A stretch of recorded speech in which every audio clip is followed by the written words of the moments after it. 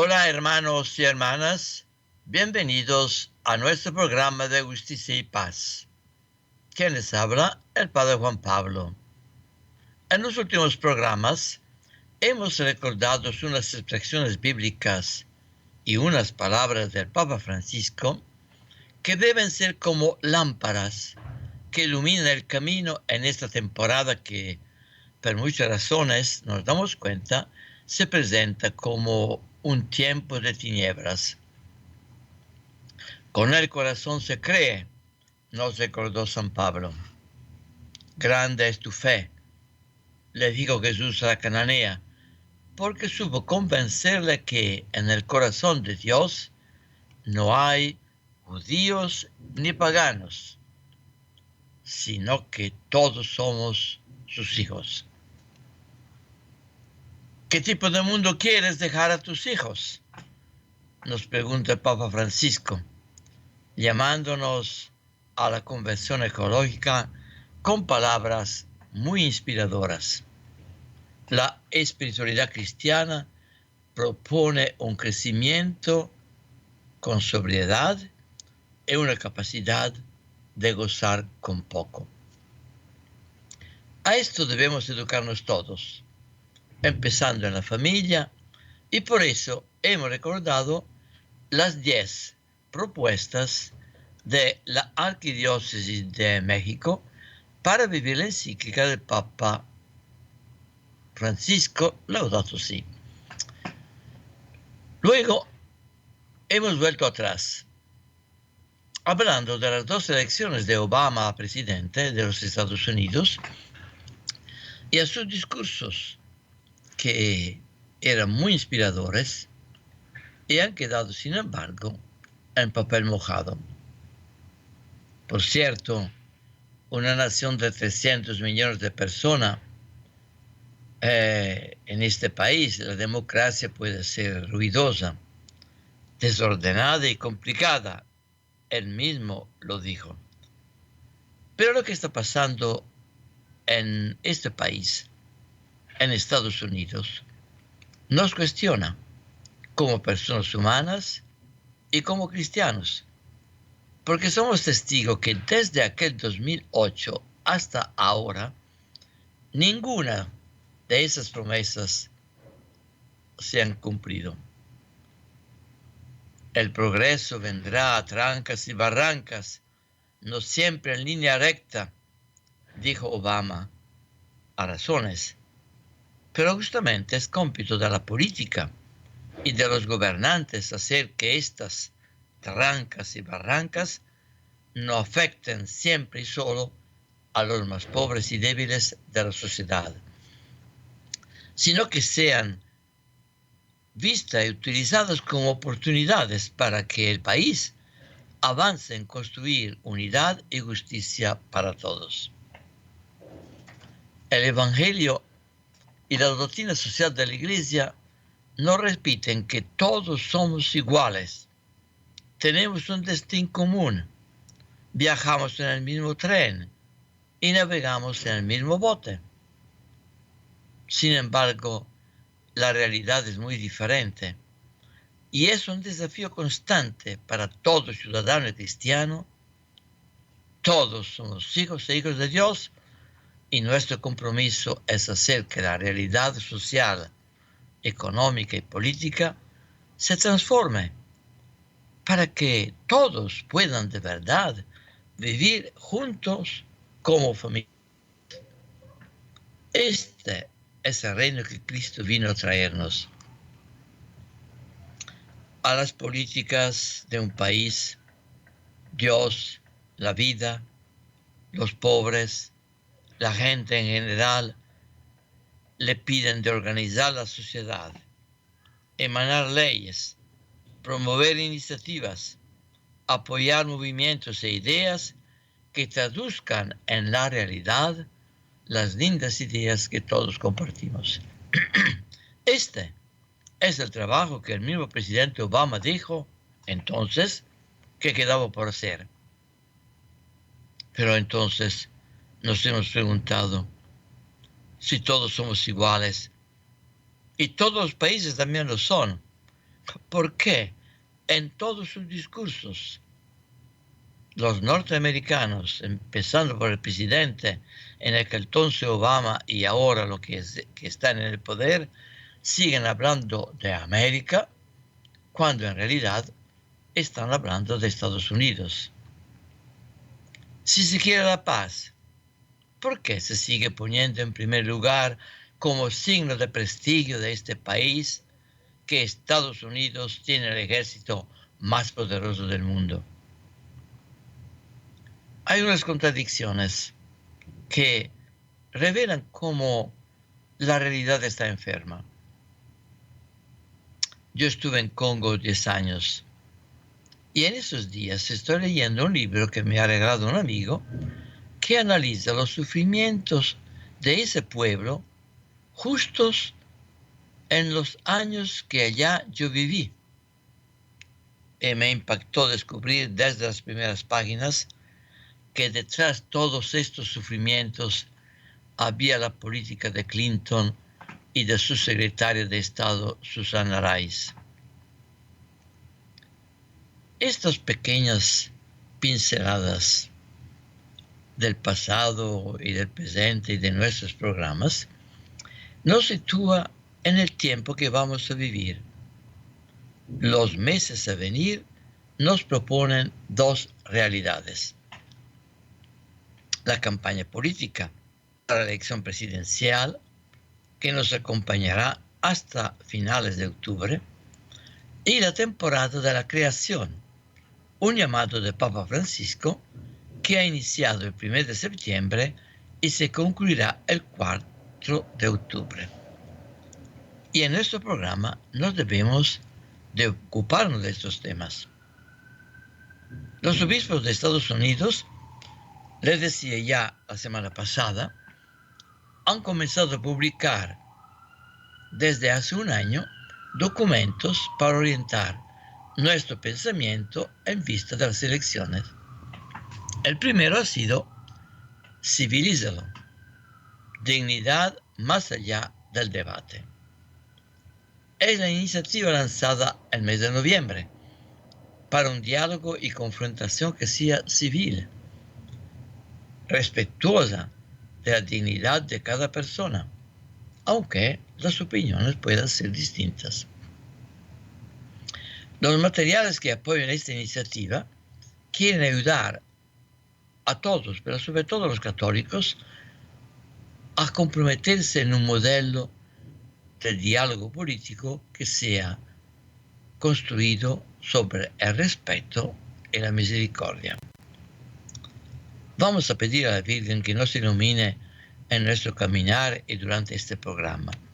Y hoy quiero compartirle un canto que me ha sido enviado, que es el Ave María de Schubert, en su música, algo que todos conocemos, pero con las palabras del Ave María en arameo, el idioma que hablaban Jesús y María, y que seguramente fue el idioma usado en la Anunciación, cual que fuera la modalidad en que este evento aconteció. Intentemos percibir el sonido de estas palabras que eran las que sonaron en los oídos y pronunciados fueron por Jesús, María y todos los que fueron al comienzo de nuestra iglesia en el camino de fe de los evangelios. Esta es el Ave María en arameo.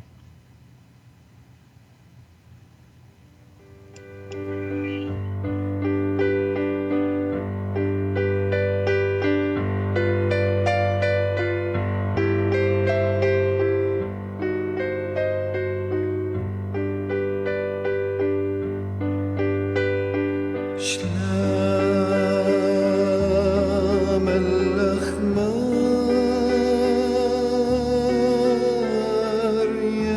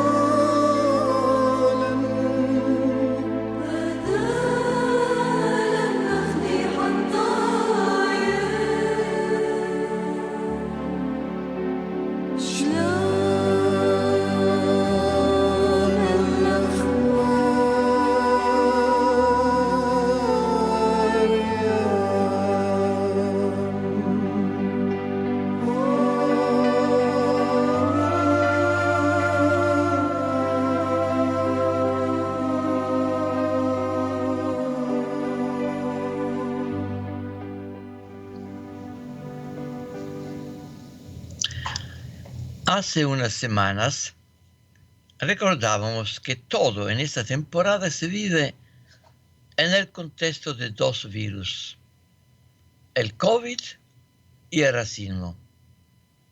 Son como las dos notas que vuelven a repetirse en cada canto y en cada discurso. A riesgo de salirme yo del coro, quiero expresarles un par de ideas sobre esos dos virus, porque desafortunadamente nos acompañarán todavía en las próximas semanas, mientras vivimos los dos acontecimientos importantes ya mencionados, las elecciones presidenciales de Estados Unidos y la temporada de la creación a la que el Papa invita a todo el mundo. El racismo de los policías blancos contra los afroamericanos me parece que está sobre todo sobredifundido. Conscientemente o inconscientemente, me parece para como encubrir una actitud racista difundida en todas partes y que muchos quieren camuflar. Es decir, se quiere encubrir su propio racismo y el racismo que existe en muchas partes, en tantos acontecimientos y en tantas dimensiones,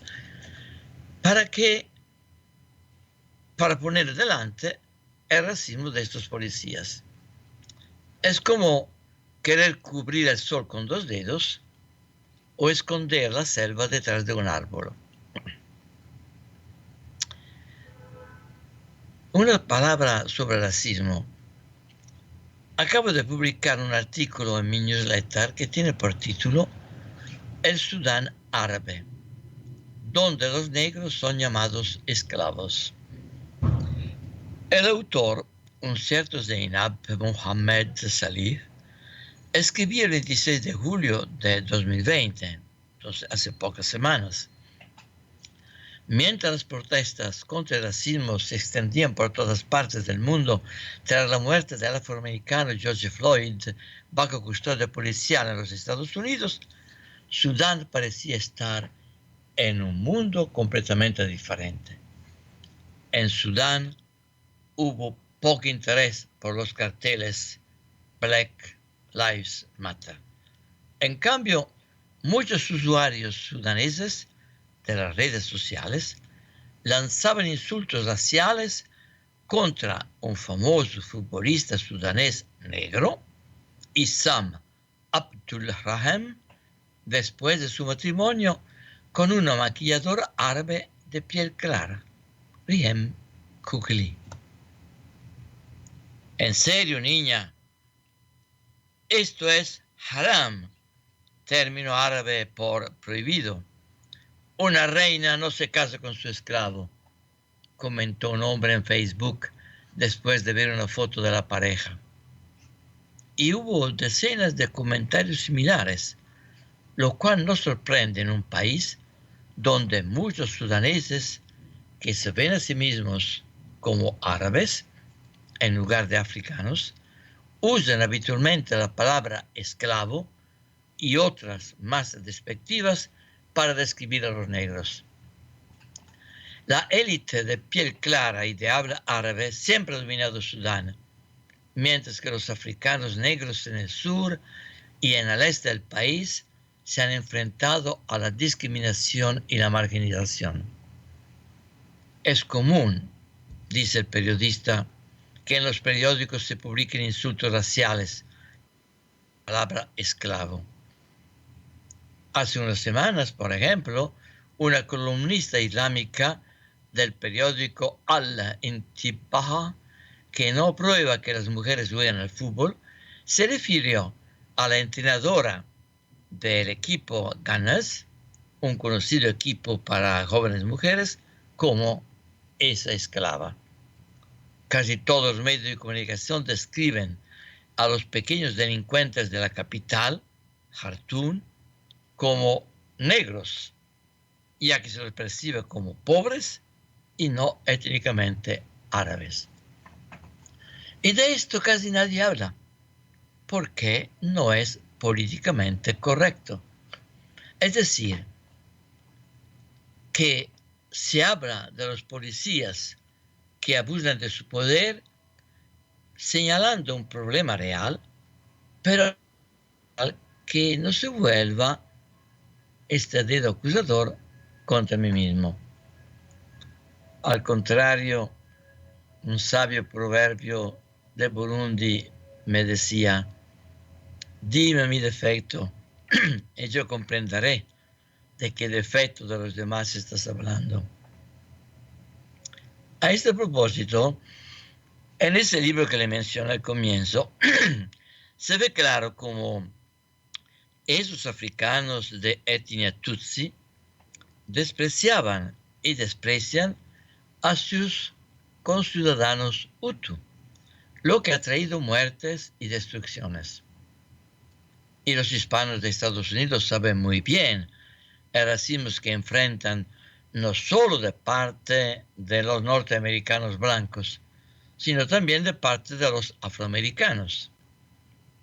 En Esmeraldas, Ecuador, había el dicho: donde se entierra negro, no se entierra Joyungo. Eran los negros que decían esto. Y Joyungo es el término despectivo para indicar el indio Cayapa o el indio colorado. Es de estos días la noticia que China ha prohibido el uso de la lengua mongol en las clases de los mongoles los habitantes de la Mongolia. Y estamos seguros que los afroamericanos no desprecian a sus ancestros africanos. El racismo está enraizado en todo corazón que no haya encontrado al Dios de Jesucristo. Porque es natural, sin la fe en el único Dios Padre, creer que mi país, mi raza, mi lengua, mi cultura es lo mejor de todo, es normal. ¿Sabían ustedes, por ejemplo, que en casi todas las tribus africanas, la gente para identificarse a sí misma se autodefine las personas? Si yo pregunto, ¿usted de dónde es? Y usted me dice, soy de Ecuador. Y entonces, ¿cómo te llamaría yo? Usted me dice, dime que soy ecuatoriano. La mayoría de la gente en las tribus africanas, a la segunda pregunta respondería, dime que soy una persona. Es decir, nosotros de estas tribus somos las verdaderas personas.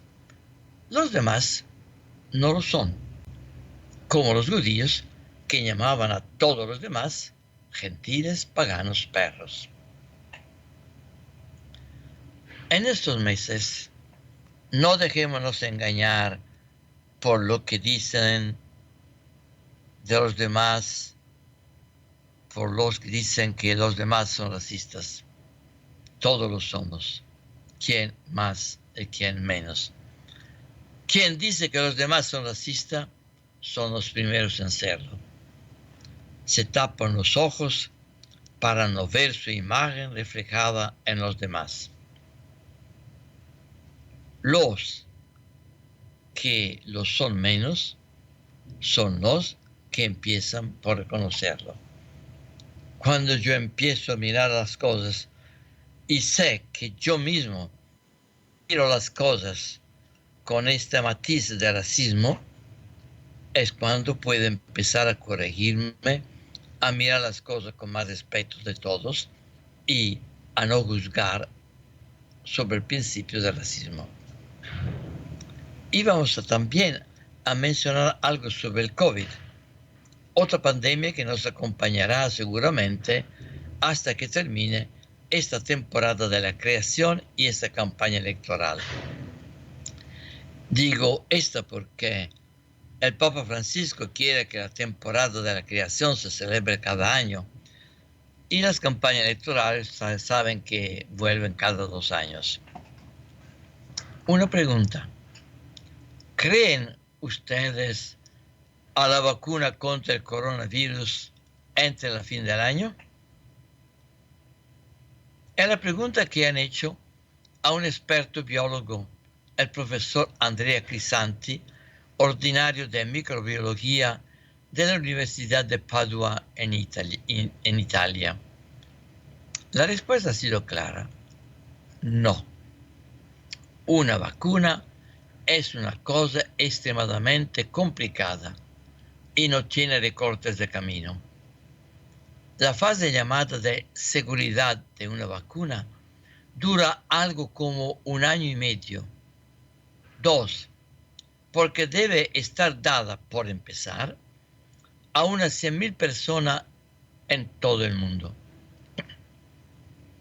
Las personas son todas diferentes y son diferentes según todos los países, porque cada país es diferente.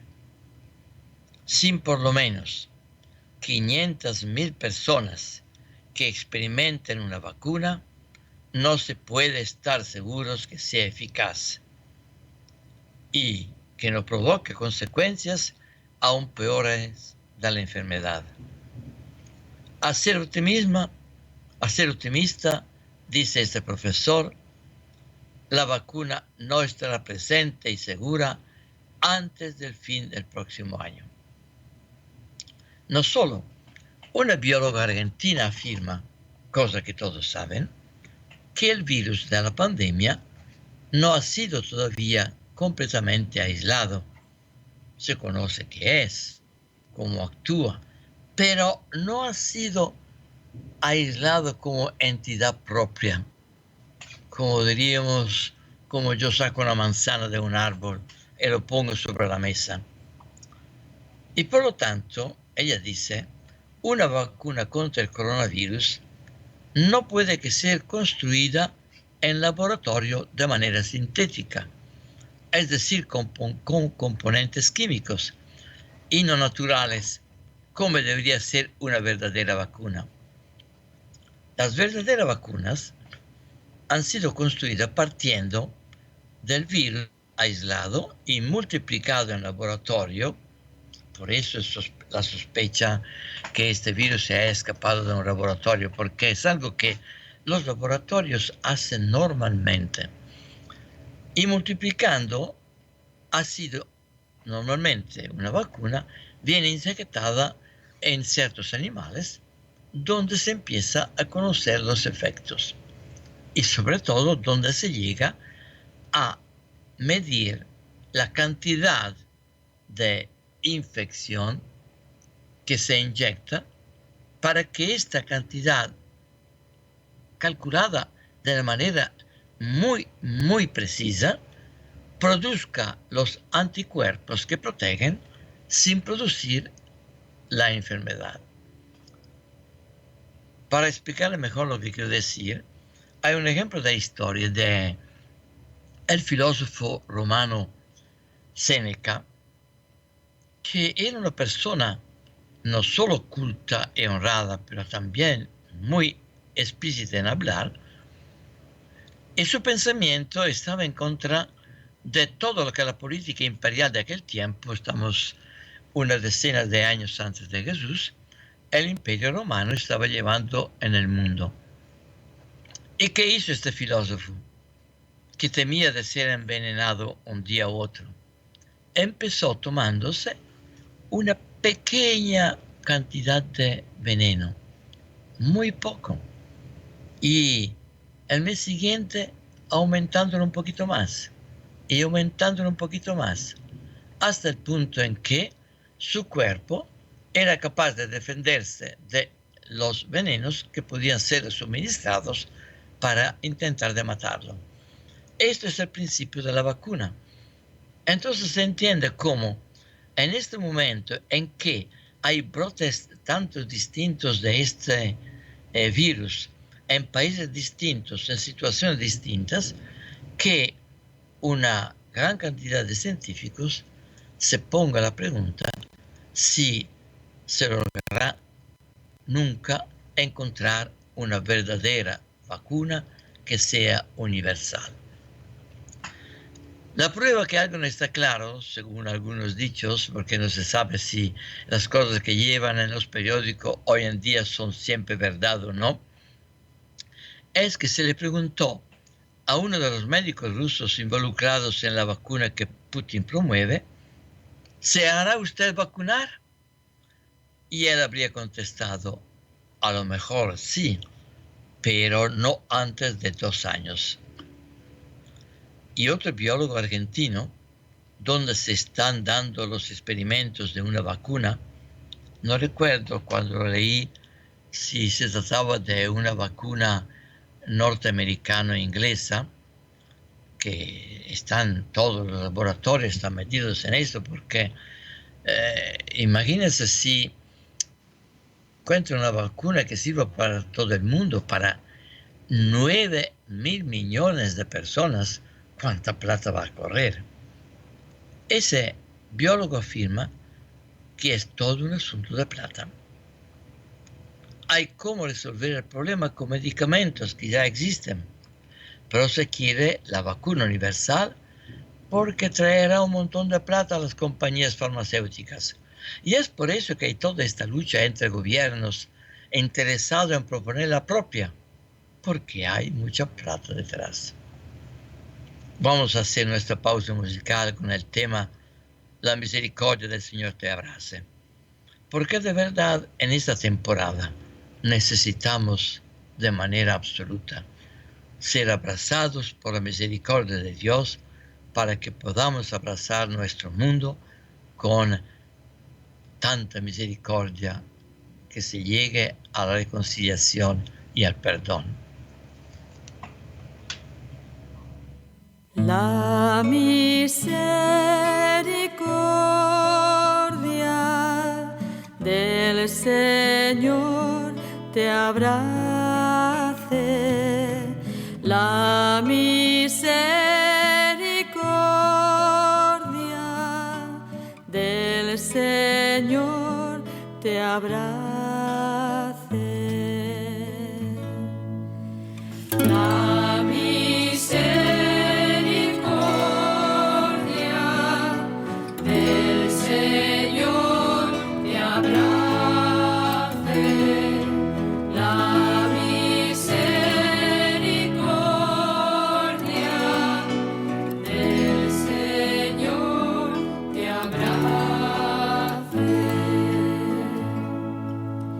¿Quién podrá, Señor,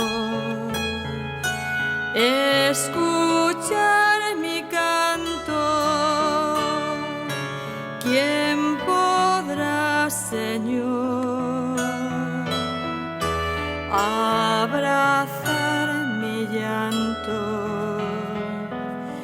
¿Quién podrá, Señor, ser tu rostro humano? ¿Quién querrá, Señor, ser tu voz, tus manos? La misericordia del Señor te abrace. La misericordia del Señor te abrace.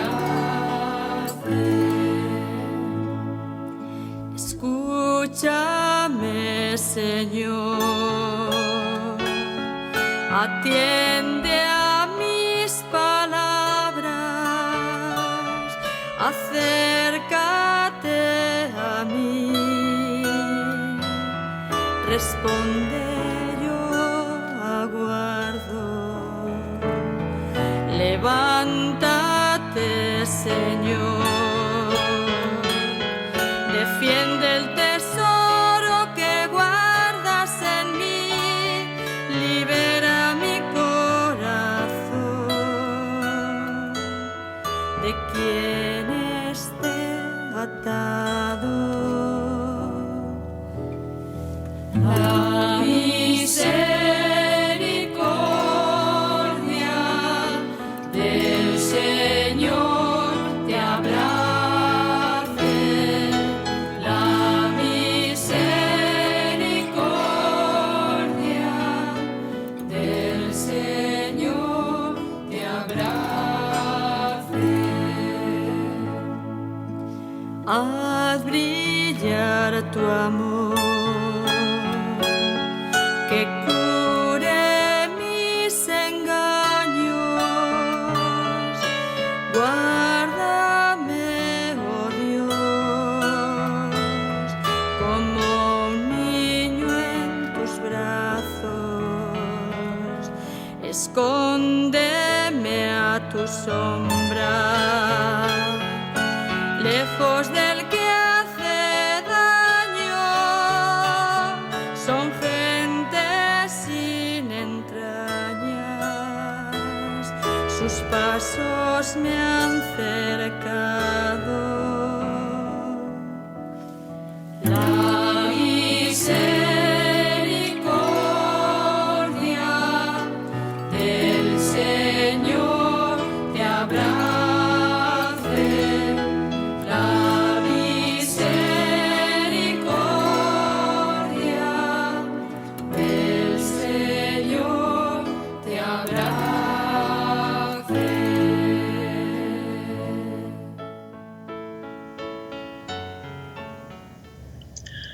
Mientras vamos a vivir los dos eventos más importantes de estos meses, las elecciones presidenciales y la temporada de la creación, debemos entonces protegernos de los influjos negativos que pueden provocar sobre nuestra manera de pensar y actuar estos dos virus secundarios que provienen, sin embargo, de dos virus reales. La condena contra los policías abusivos que merecen ser juzgados no debe llevarnos a pensar que ellos son los racistas. Ellos son el producto de una sociedad porque de alguna manera racistas lo somos todos. De manera especial los que no lo reconocen y que acusan a los demás de racistas. Y segundo, hay riesgo de dejarnos arrastrar por el miedo y por lo que los periódicos dicen sobre la vacuna contra un virus real, pero distorsionando la realidad, porque los medios de comunicación, los organismos hasta internacionales, como la Organización Mundial de la Salud, y muchas organizaciones hasta nacionales que serían allí para protegernos en el campo de la salud, son guiadas y dominadas por el hambre de dinero. Esto dicho, y les invito a tenerlo siempre muy bien presente, ¿en qué marco referencial vamos nosotros los cristianos a vivir estos dos acontecimientos? Elecciones presidenciales y temporada de la creación. En unos programas pasados hemos visto cómo debemos dejarnos guiar por la misma actitud de Dios frente al sufrimiento del pueblo judío en Egipto. El sufrimiento en la Biblia no es el listado de las cosas que hacen sufrir, es la personalificación de la realidad. Porque si se habla de cosas buenas y de gozo, es fácil pasar por lo alto la realidad porque no nos toca, nos hace como distraer de la realidad misma, porque gozamos en nosotros mismos de lo que vemos, de lo que percibimos, de lo que experimentamos. Mientras que el sufrimiento es algo que nos obliga a pensar, a pararnos. Y la primera actitud de Dios frente a la realidad, que en aquel momento era el sufrimiento judío en Egipto, es que Dios escucha. Los egipcios están ahí, con su gran maquinaria económica y sagrada, con sus pirámides tendidas hacia el cielo, como queriendo alcanzarle a Dios con sus inmensos edificios religiosos. Tienen las razones del poder, quieren seguridad, graneros y fortalezas para permanecer y asegurar sus bienes, y por eso no ven ni escuchan a los pobres. Ellos edifican su cultura político-religiosa, su sistema de justicia oficial, sobre el grito de los hebreos. Causan este grito, pero no lo escuchan. Solo se escuchan a sí mismos. Lo más valioso en este tiempo no es escuchar a Dios, sino atender al grito de los pobres, es decir, al grito de la realidad, pues Dios nos habla por ella. Esta es la primera actitud de Dios y la actitud que la vida nos pide durante estos meses para vivir y asumir como cristianos los dos eventos de que hablamos, las elecciones y la temporada de la creación. Luego dice la Biblia, Dios mira. El hombre mira a Dios, pero Dios primero mira a los hombres. Un mirar para compartir y sanar, para transformar lo que se mira. Tenemos que aprender a mirar como Dios, que mira a los que están caídos. El mismo judaísmo se condensa en esta experiencia de Dios, que mira al rostro suplicante de aquellos que sufren, porque están a merced de los otros. El principio de la contemplación está en el Dios que mira a los oprimidos, al Dios que mira a las realidades, aunque estas realidades nos desconcierten. Ser como Dios, a imagen suya, es mirar como Él mira. Y Dios recuerda, al escuchar y a mirar a los hombres, Dios recuerda sus promesas, su compromiso de caminar con nosotros, estando a nuestro lado. El recuerdo de Dios va en contra de nuestra memoria olvidadiza. Muchos de nosotros, cristianos o no, asentados en nuestros éxitos o hasta en nuestros problemas, nos olvidamos de los demás que están a nuestro lado. Nos olvidamos de mirar la realidad en todo su conjunto. Y por fin, cuarto, Dios conoce. Para la Biblia, conocer significa vincularse con la vida, alma y cuerpo, y no solo con el pensamiento. Dios conoce a los que sufren y los reconoce como pueblo de su propiedad, como señal de su presencia. No se trata entonces de sentimentalismo, sino de un compromiso efectivo que nos implica y nos hace solidarios con los demás, sobre todo con los que sufren. Nosotros conocemos a Dios, dicen los profetas, cuando construimos justicia. Si asumimos que estas 4 acciones de Dios deben ser como las líneas guías de nuestra vida en estos meses, ¿qué debemos hacer? ¿Qué podemos hacer? ¿A qué nos llaman esta experiencia de mirar y ser como Dios? Lo primero es saber escuchar. Es tiempo de dejarnos iluminar por la palabra de Dios. San Pablo en su carta a los Corintios nos dice: hermanos, que nadie se engañe. Si alguno de ustedes se cree sabio en este mundo, que se haga necio para llegar a ser sabio. Porque la sabiduría de este mundo es necedad ante Dios. Como está escrito, Él caza a los sabios en su astucia. Y también el Señor penetra los pensamientos de los sabios y conoce que son vanos. Así pues, que nadie se gloríe en los hombres, pues todo es de ustedes, el mundo, la vida, la muerte, lo presente, lo futuro. Todo es de ustedes. Y ustedes de Cristo y Cristo de Dios. Todos en esta temporada van a intentar decirnos qué hacer, sea en política, para hacer frente a los problemas del planeta, como ya están haciendo con el virus y con el racismo. Todos tienen algo que decirnos, que enseñarnos. El primer paso es tomar conciencia que todos estos planes humanos son necios, si no parten de una visión de la vida y del futuro que vengan de Dios. Todo debe ser iluminado por esta fe. Salimos de Dios, en Dios vivimos y a Dios vamos. Todo nos pertenece, pero en Dios. Fuera de Dios estamos perdidos.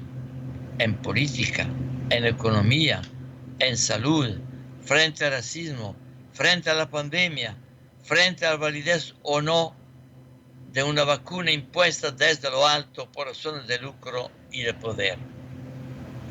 Si han mirado la televisión y han visto los videos de esos policías agachando a esas pobres personas, a lo mejor se han preguntado como yo, ¿por qué nadie de los presentes, en vez de filmar con sus teléfonos, no se ha enfrentado a los policías para defender a quienes eran aplastados?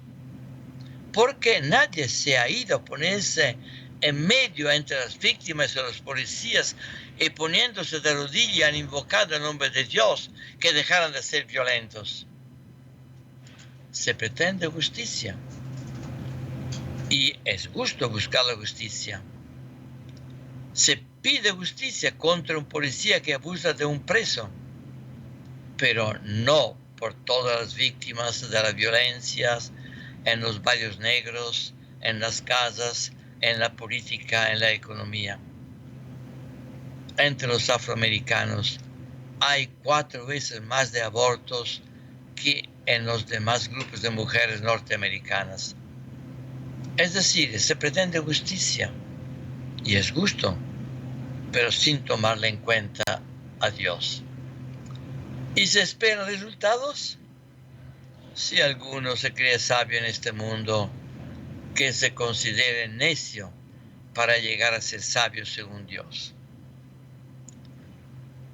¿Y cómo podemos saber que estamos en el camino de la sabiduría humana o en aquella de Dios? Hay a este propósito un episodio interesante en el Evangelio de San al capítulo 5. Allí Lucas dice que la gente se agolpaba en torno a Jesús para oír su palabra.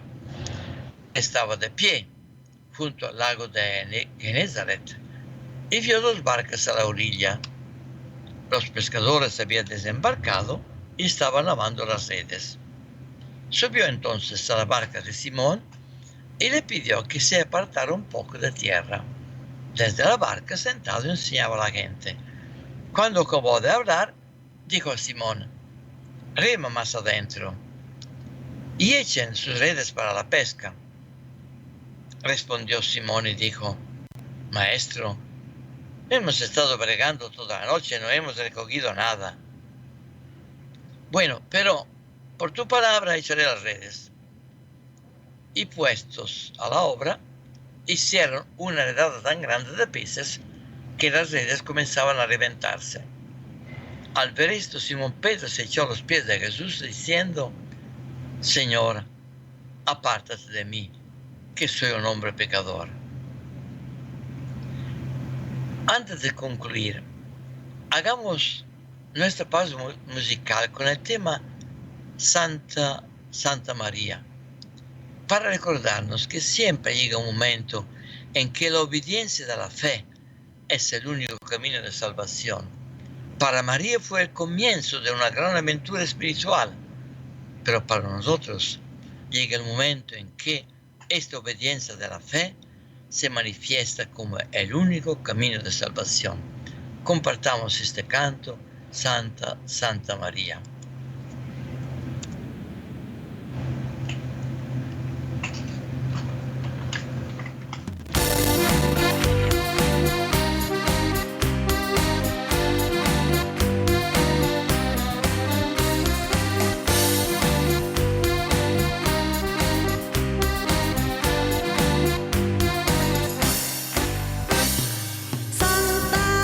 Santa María, Madre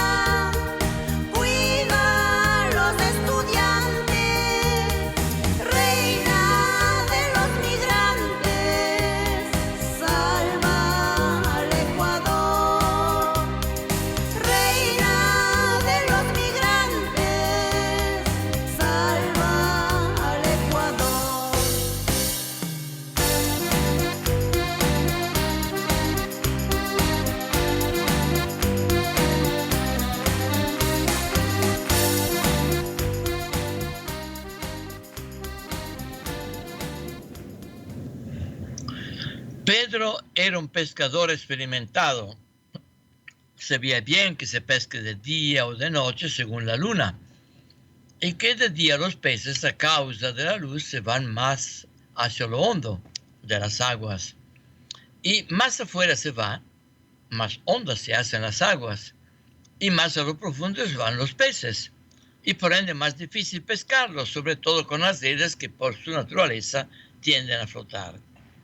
Y sin embargo aceptó de obedecer, a pesar del riesgo de fracasar otra vez y de hacerse ridículo frente a los compañeros que iban a decirle: ¿y te fiaste de un carpintero que ni siquiera sabe cómo echar una red al agua? ¿Por qué Pedro se fió y obedeció? Un par de razones son seguras. Primero, Pedro necesitaba pescado. Entonces valía la pena arriesgar, ya que no tenía nada que perder. Justo a lo mejor un poco de orgullo. A veces uno se pregunta si de verdad la gente no es necia, como dice Pablo. Autoridades, científicos, políticos, gente de la calle que hasta sufren en su carne los problemas. Se han echado las redes, no una noche, sino meses y años enteros, y no se ha concluido nada. Estamos siempre en lo mismo. Tomamos el asunto del racismo de los policías. Hubo el movimiento Black Power, el de las panteras negras. Se hizo atentados, se capturaron rehenes como a Mónaco durante las Olimpiadas. Hubo la lucha de Martin Luther King. Ahora Black Lives Matter. Y sin embargo, las violencias de la policía siguen. Hubo esta violencia durante la presidencia de Clinton, mucho más durante la de Obama, hasta en Chicago, la ciudad de Obama cuando era presidente. Y el resultado, nada. ¿Cómo no es posible darse cuenta que entonces algo no funciona en lo que se está haciendo? Que el método que se usa, las acciones que se promueven, los principios sobre los que se basa nuestra acción no son eficaces. Y si miramos los problemas del planeta, vemos la misma realidad. A lo mejor no han oído nunca hablar del Club de Roma. Un club de Roma es una organización no gubernamental fundada en Roma en el año 1968, fíjese usted, más de 50 años, por un pequeño grupo de personas, entre las que había científicos y políticos. Sus miembros estaban preocupados por mejorar el futuro del mundo a largo plazo, de manera interdisciplinar y holística. Y sobre todo se enfrentaban a lo que estamos enfrentándonos hoy, el cambio climático, y produjeron un informe publicado en 1972, poco antes de la primera crisis del petróleo, y que ha tenido varias actualizaciones, y este informe es conocido con el título Los límites al crecimiento. Exactamente lo que se está repitiendo hoy. La autora principal de dicho informe, en la que colaboraron 17 profesionales, era Donella Meadows, biofísica, científica ambiental, especializada en dinámica de sistemas. Y desde entonces han venido informando y advirtiendo que la manera en que explotamos el planeta nos lleva al desastre.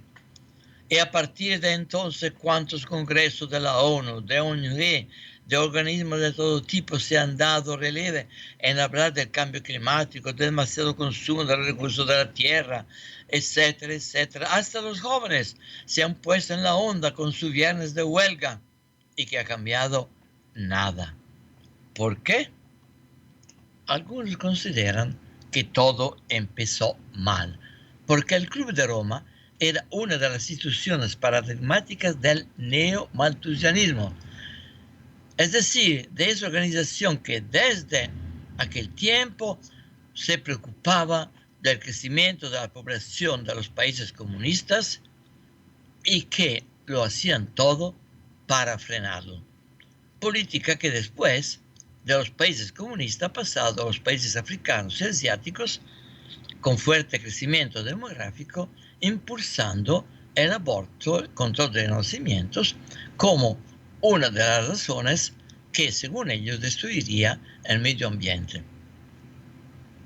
Entonces, sí, lucha por el planeta, pero sin ética moral. El mismo Papa Francisco en su encíclica nos los dice. No se puede sostener que las ciencias empíricas explican completamente la vida, el entramado de todas las criaturas y el conjunto de la realidad. Eso sería sobrepasar indebidamente sus confines metodológicos limitados. Si se reflexiona con ese marco cerrado, desaparecen la sensibilidad estética, la poesía y aún la capacidad de la razón para percibir el sentido y la finalidad de las cosas. Los textos religiosos pueden ofrecer un significado para todas las épocas. Tienen una fuerza motivadora que abre siempre nuevos horizontes. Es razonable y inteligente relegarlos a la oscuridad solo por haber surgido en el contexto de una creencia religiosa. En realidad es ingenuo pensar que los principios éticos puedan presentarse en un mundo puramente abstracto, desligado de todo contexto, y el hecho de que aparezcan con un lenguaje religioso no les quita valor alguno en el debate público. Los principios éticos que la razón es capaz de percibir pueden reaparecer siempre bajo distintos ropajes, expresados con lenguajes diversos, incluso religiosos. El Papa entonces, no sigo leyendo porque hay muchas de estas frases en la encíclica del Papa, en el número 199, 200 y 201. En realidad el Papa está diciendo, en una palabra sencilla, que los creyentes son los únicos que pueden dar una respuesta efectiva al mundo. Porque entre los creyentes hay científicos, hay humanistas, hay historiadores, hay biólogos, hay personas que conocen las técnicas y todo, pero tienen algo más, tienen la fe. Y por eso, si de una parte el mundo tiene que pedir la ayuda a estos creyentes, los creyentes también tienen una responsabilidad.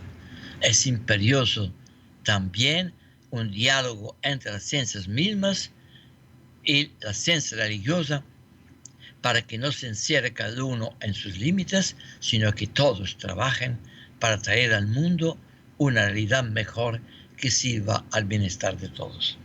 Hemos terminado nuestro programa también. Que la Virgen María les bendiga y los acompañe en este fin de semana. Buen fin de semana a todos.